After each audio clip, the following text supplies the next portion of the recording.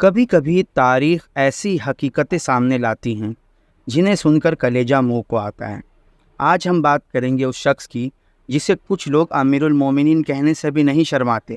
جی ہاں، ہم بات کر رہے ہیں یزید کی، جس کے دور حکومت میں اسلام کے دامن پر وہ سیاہ دھبے لگے جنہیں قیامت تک کا پانی بھی نہیں دھو سکتا۔ یہ یزید ہی تھا جس کے حکم پر مدینہ منورہ کو پامال کیا گیا، جہاں صحابہ کرام کی بیٹیوں کی عزتیں لوٹی گئیں، جہاں مسجد نبوی کے منبر پر نشہ کیا گیا اور 3 دن تک مدینہ کو لوٹا گیا۔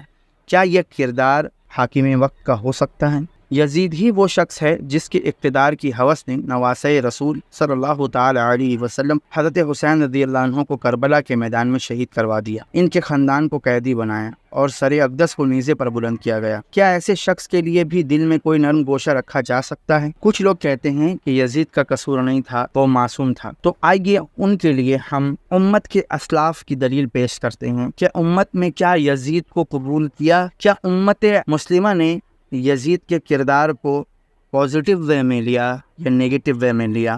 آئیے دلیل کی روشنی میں ہم آپ کے سامنے پیش کرتے ہیں پہلی روایت تکمیل ایمان کی، جس کے مصنف شاہ عبدالحق محدث دہلوی رحمۃ اللہ تعالی علیہ، جو فرماتے ہیں یزید لعنتی اہل بیت اطہار کا دشمن تھا۔ دوسری دلیل تفسیر روح المعانی علامہ آلوسی علیہ رحمہ کی کتاب، جس میں انہوں نے فرمایا یزید پلید اہل بیت، قرآن کا گستاخ اور یزید پر لعنت بھیجنا جائز ہے۔ تیسری دلیل امام ربانی حضرت مجدد الفسانی علیہ رحمہ، جو فرماتے ہیں اپنی کتاب مکتوبات میں یزید بدبخت تھا اور بدنصیب تھا، اس نے اہل بیت پر ظلم کیا۔ چوتھی دلیل امام طبری تاریخ طبری میں یہ بات نقل کرتے ہیں کہ یزید بد کردار، شرابی، زانی، کتوں کی لڑائی کا شوقین، گانے بجانے کا شوقین اور کوئی دین نہیں رکھتا تھا۔